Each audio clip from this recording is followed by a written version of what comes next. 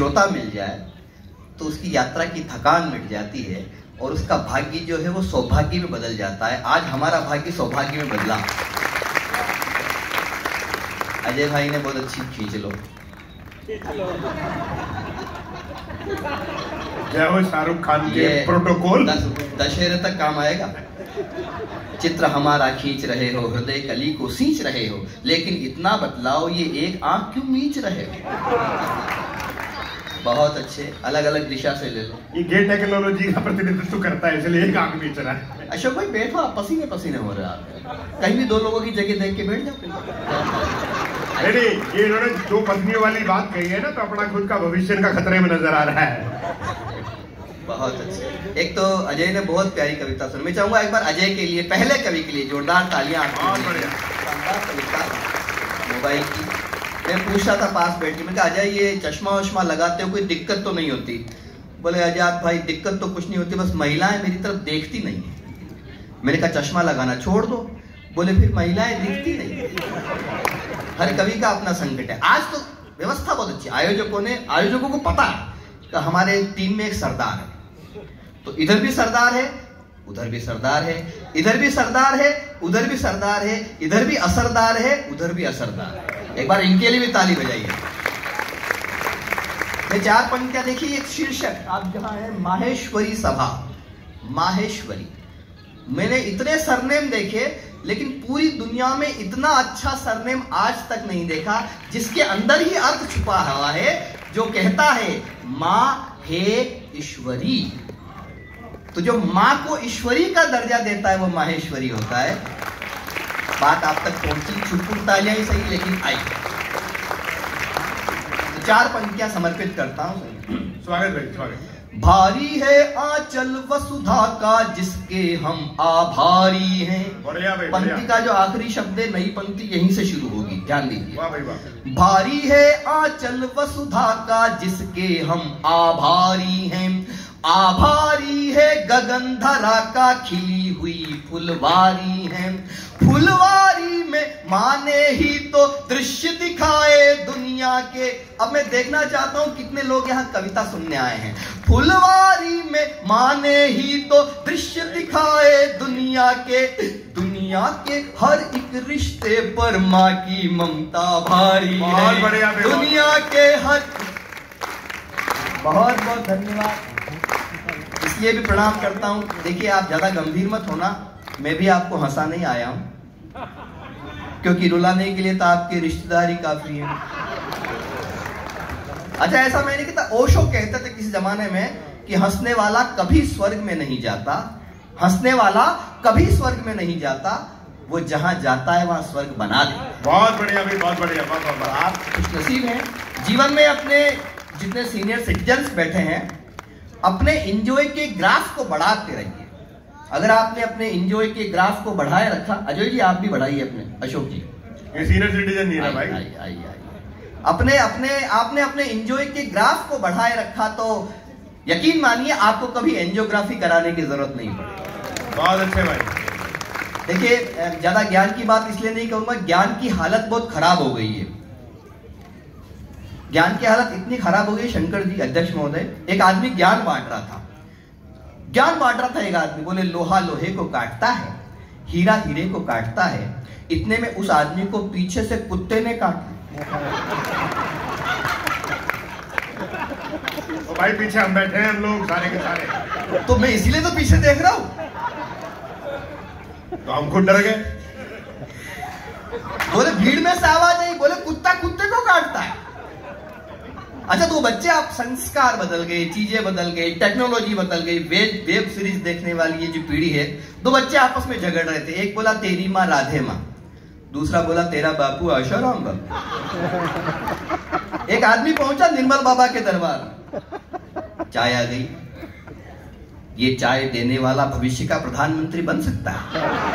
गुजरात पार्षद भी नहीं बनेगा, पंडित जो पंडित थे। मेरे लिए भी रखवा देना है, मैं भी आ रहा हूँ। अब कॉफी वाला बनेगा भाई।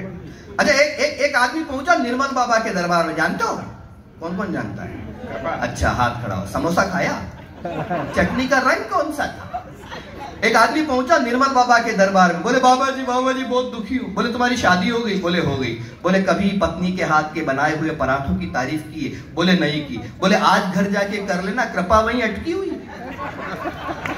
जैसे ही घर पहुंचा, पत्नी ने 2 पराठे रखे, पहला ही कोर खाया, खाते ही कहने लगा वाह क्या स्वादिष्ट पराठे हैं, क्या लजीज पराठे हैं, जी करता है जिसने बनाए उसके हाथ चूम लूं।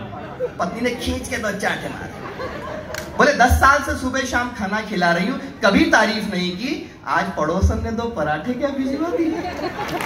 ऐसे ही एक बार जरा दोनों हाथ उठाकर तालियां बजा दो, मैं आप तक पहुंच। बहुत अच्छे भाई, बढ़िया। मैंने एक ऐसी कविता लिखी जिसमें कि कई बार कई सारी चीजें हो जाती, वो चीजें शुरू कहां से होती हमको पता नहीं है। जैसे अभी सरदार जी ने इतना अच्छा संचालन की, इतनी अच्छी बात की उन्होंने। एक शमशान घाट पे लिखा हुआ था मृत्यु अटल है। एक कांग्रेसी वहां पहुंच गया, बोले अच्छा यहाँ भी बीजेपी। बहुत बढ़िया, बहुत अच्छे। उसने नीचे लिख दिया मृत्यु न अटल है न आडवाणी है, हमारी मृत्यु तो राहुल गांधी है।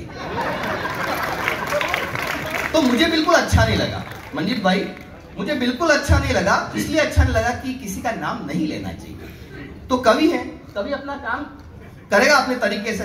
तो केसर देव मारवाड़ी की उपस्थिति में मैं आपसे एक ऐसी कविता आपके बीच पढ़ने जा रहा हूं जिसमें मैंने नाम किसी का नहीं लिया, लेकिन आप सुनते हुए समझ जाएंगे मैं किस राजनेता के बारे में, किस चरित्र के बारे में बोल रहा हूं। और अगर आप समझ जाएं तो अपनी तालियों से मुझे समझा देना कि आप समझ गए।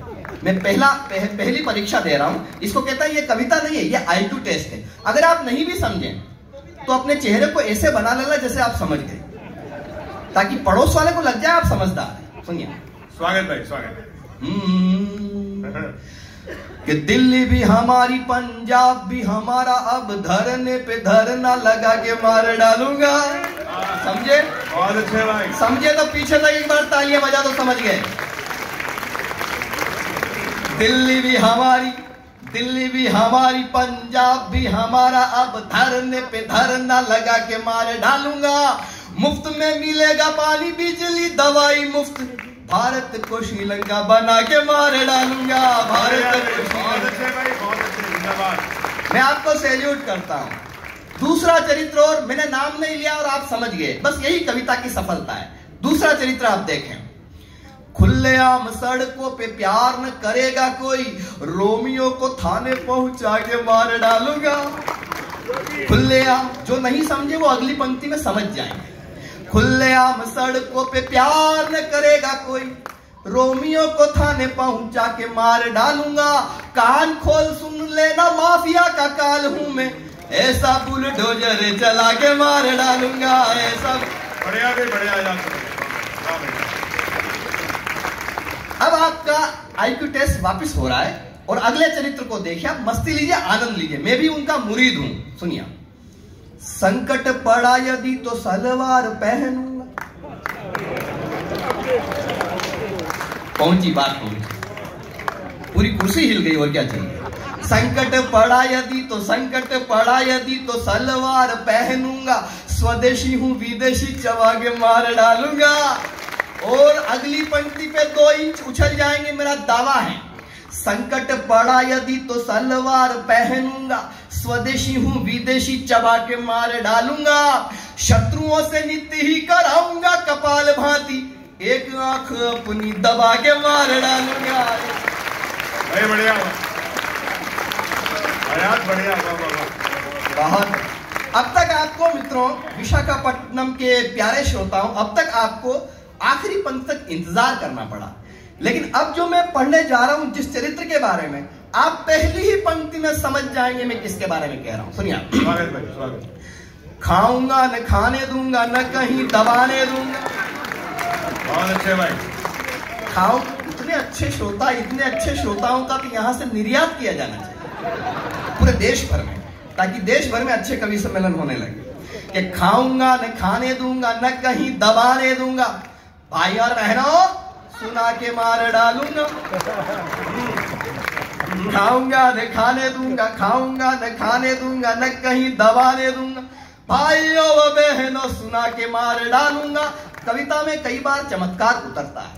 मां सरस्वती ने एक पंक्ति मुझसे ऐसी लिखवा ली है कि उस पंक्ति को लिखने के बाद मैं नशे में झूमता रहा वो पंक्ति आप तक पहुंचाता हूं। जो कविता सुनने वाले लोग हैं उनकी तालियां मिले कि खाऊंगा न खाने दूंगा न कहीं दबाने दूंगा, भाइयों व बहनों सुना के मार डालूंगा, वनवास भेज दूंगा राम के विरोधियों को, राम जी का मंदिर बना के मार डालूंगा, राम जी का मंदिर बना के मार। बढ़िया भी बढ़िया, बहुत अच्छे। ऐसे नहीं, एक बार दोनों हाथ पांव में उठाकर जय जय श्री राम, जय जय श्री राम, वंदे वंदे, आंदोलन समाप्त। ऐसा थोड़ी कि रात भर यही चलता रहेगा। अब एक ऐसा चरित्र आने वाला है जिसके लिए अगर मैं इस कविता में उस चरित्र को नहीं उतारता तो मेरी ये कविता अधूरी रह जाती। वो चरित्र कौन सा है? स्वागत। जहां भी प्रचार करने के लिए जाऊंगा मैं, अपनी ही पार्टी मिटा के मार डालूंगा। बहुत अच्छे। जहां भी, आप समझ गए? समझ गए?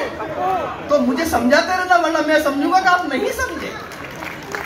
कि जहां भी प्रचार करने के लिए जाऊंगा मैं, अपनी ही पार्टी मिटा के मार डालूंगा, खुद की तबाही पर चिंतन शिविर होगा। फिर से अपनी तालियों को बड़ी कर देना, खुद की, एडवांस पेमेंट मत करो, खुद की तबाही पर चिंतन शिविर होगा, बैंकॉक में छुट्टियां मना के मार डालूंगा।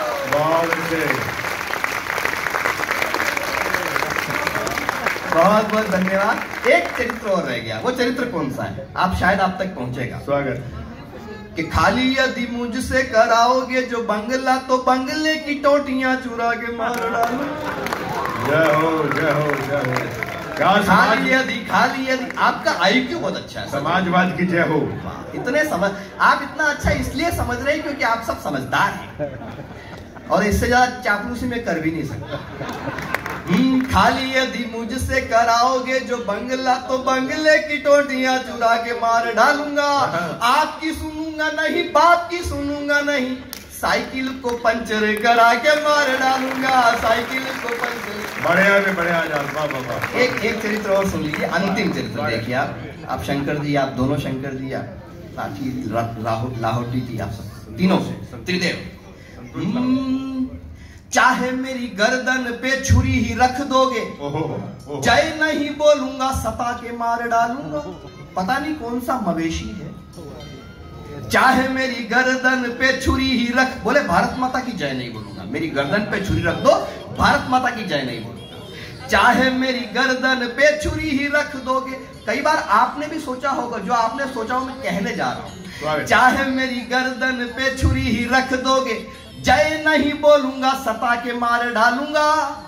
जहां जहां जाऊंगा मैं ऐसे ही बयान दूंगा, बीजेपी को वहां से जिता के मार डालूंगा, बीजेपी को वहां से जिता।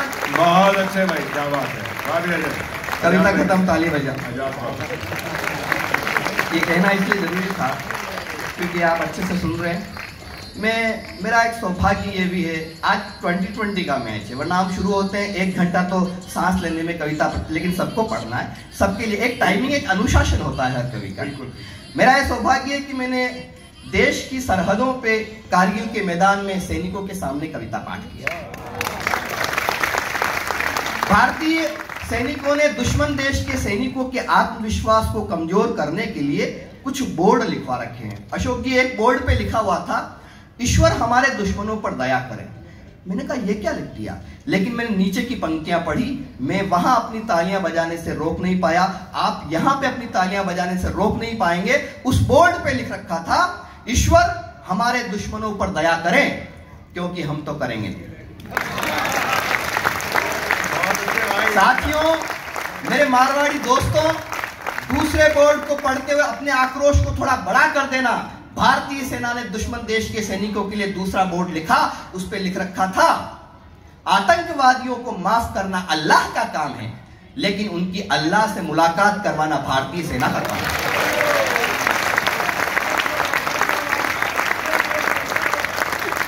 और दोस्तों, तीसरा बोर्ड जब मैंने पढ़ा तो मेरी आंखें कुछ नम हो गई।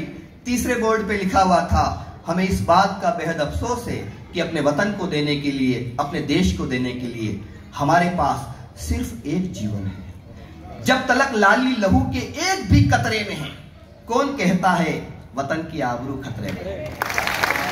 तो दोस्तों, कविता दर्द का ताजमहल है तो आनंद की अजंता है, कविता शिव का विश्वान है तो राम की शक्ति पूजा है, कविता कृष्ण की गीता है तो तुलसी की रामायण है। किंतु कविता जब कमनीय और रमणीय कंठ में उतरती तब वो गीत बन जाती है। एक गीत में राजस्थान का मारवाड़ का गीत आपके बीच स्वागत भाई, स्वागत। मेरा मन है, बहुत शानदार गीत, एक बार जोरदार तालियां आप बजाएंगे इस गीत के सम्मान में।